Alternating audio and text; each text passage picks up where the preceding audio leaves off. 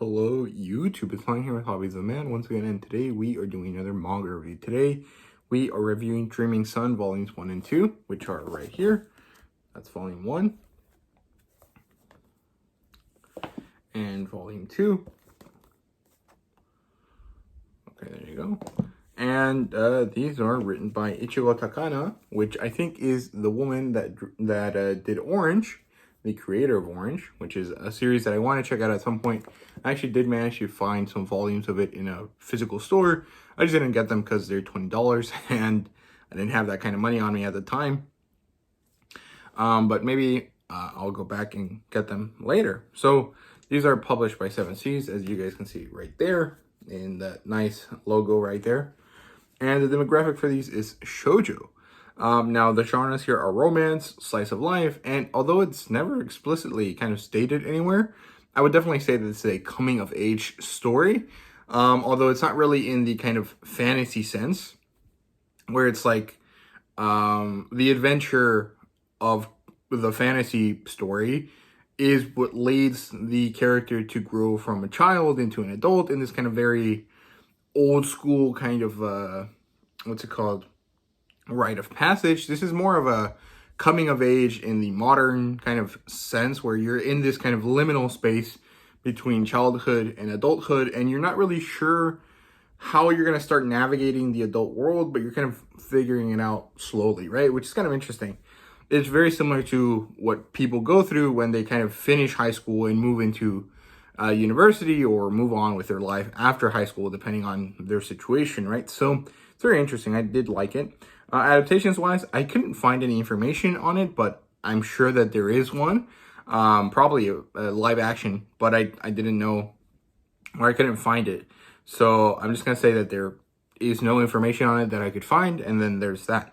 Now, the premise here is basically that Komeko Shimana, which is this girl right here, feels kind of unhappy at her home. She runs away because apparently, essentially, she has this kind of idea that she is no longer needed in her household, that her dad doesn't really care about her because he has a new wife after her mom died, and now that he has a new kid with his new wife, she's kind of left by the wayside, and she'd rather not impose on her family and go on her own than kind of stay there and kind of suffer this unimportance, I guess. That's the best way I can think of phrasing it. And when she runs away, she ends up meeting this man who's like just laying on the floor, who offers her a place to stay, which leads to this journey of self-discovery. Now, the way I phrase that kind of makes it seem kind of sus, right? But it's not really that sort of thing. They even make jokes about that sort of thing, but it's not about like her getting in a relationship with some random guy and living at his house or anything like that. It's a more kind of like, I don't know, situation where this guy understands the situation that she's going through and so provides her a place to stay while she kind of figures it out. And it's very interesting. I really thought it was cool, like, or maybe not cool, but it was very understandable. Like, I was appreciative of the story because I found it to be kind of meaningful. But I didn't necessarily think it was the most enjoyable read, if that makes sense. Like, it was just kind of structured in a little bit kind of a boring way.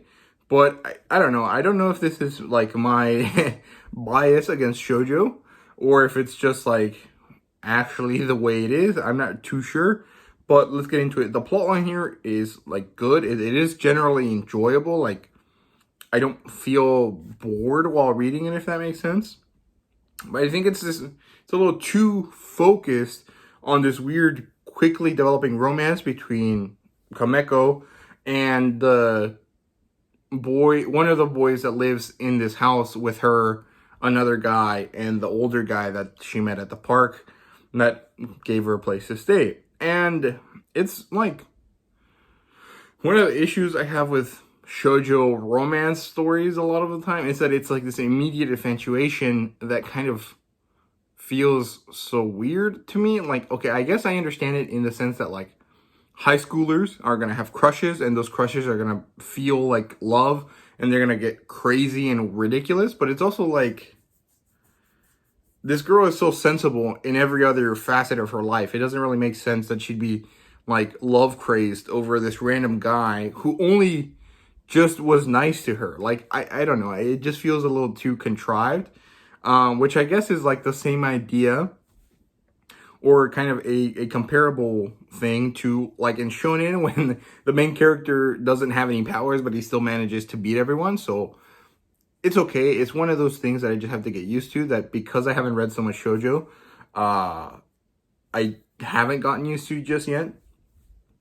But I don't know. I think it did focus a little bit too much on the romance. Everything else that happens around it is actually kind of interesting and good. And I actually like some of the romance from the secondary characters and not from Komeko herself. Like, I don't really like Komeko's infatuation with this guy, but there's another guy that has this infatuation with her that I find a little bit more understandable. But maybe that's just because, like, I understand a guy liking a girl more than I understand a girl liking a guy, although they're really not different as far as I know. So I'm not really sure what my kind of problem with it is, but I think it's okay. It's still enjoyable, and I do want to read more of it. I do want to finish collecting the series since it's only 10 volumes. And 8 volumes. I can't remember how many volumes it is, but it's not that many. And yeah, it basically deals with Komeko kind of having her situation and kind of understanding and developing this kind of self-identity and kind of living apart from her parents and kind of growing as an individual because of it, which is pretty normal, I would say. But yeah, so characters-wise, I think they're fine. The female main character, Komeko, is a little bit too angsty for my taste, and I think that there's this very severe lack of communication between her and her family that maybe is kind of standard in Japanese culture. I'm not too sure, but I think it is somewhat understandable to us in the West, in this kind of idea that, you know, teenagers are not going to communicate effectively with their parents, and their parents, by virtue of being their parents and doing what they think is right for their child, won't be able to communicate that well either. But I don't know, it just felt like a little bit too uncommunicative, if that makes sense. But yeah, Komeko's pretty angsty, but she also has this very nice kind of like vibe to her. She's very fun and kind of enjoyable, and she has this nice energy to her that I really like. She's very cute, but she's definitely angsty. There's this male cast of characters in the very kind of common shoujo romance, from what I understand. It's essentially this male harem, or reverse harem, however you want to call it, that isn't really played up for the fan service like it would be in the traditional harem sense in male-oriented rom-coms. But there's like 3 guys that are kind of all vying, or maybe not vying for attention, but like are subjects of Komeko's attention. One of them is the older guy who she doesn't really have an interest for, but she kind of cares of at like an older brother. And then there's the guy she likes. And then there's this other guy who is like in a similar situation as her. And there's this kind of weird back and forth with them. It's very confusing. It's very kind of understandable, very high school drama-like, that I think is fun and is kind of interesting. But it also kind of creates this like visceral, like, ugh, I don't want to read this kind of thing sometimes, because it's like, this reminds me of high school and I don't really like high school right now. So yeah. But yeah, she likes a boy likes her. She doesn't like that boy. There's this mysterious older guy who's kind of helping her out.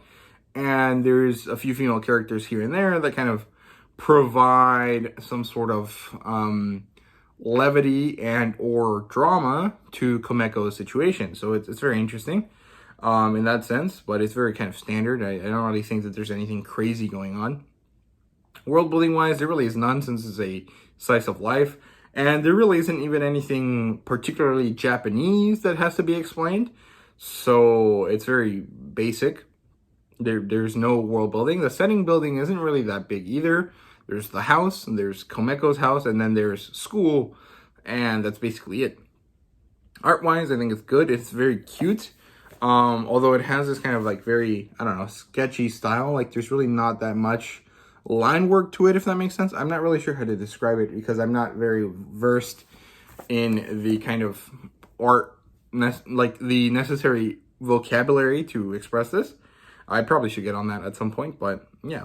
Fan service wise, I don't really think that there's any fan service that would be kind of attractive for a male or audience, but there's definitely kind of like the female equivalent, which is all of the sparkly B shonen boys and all of the kind of cutesy smiles and like the whole like, oh my god, he cares about me, and so there's this like very sparkly background.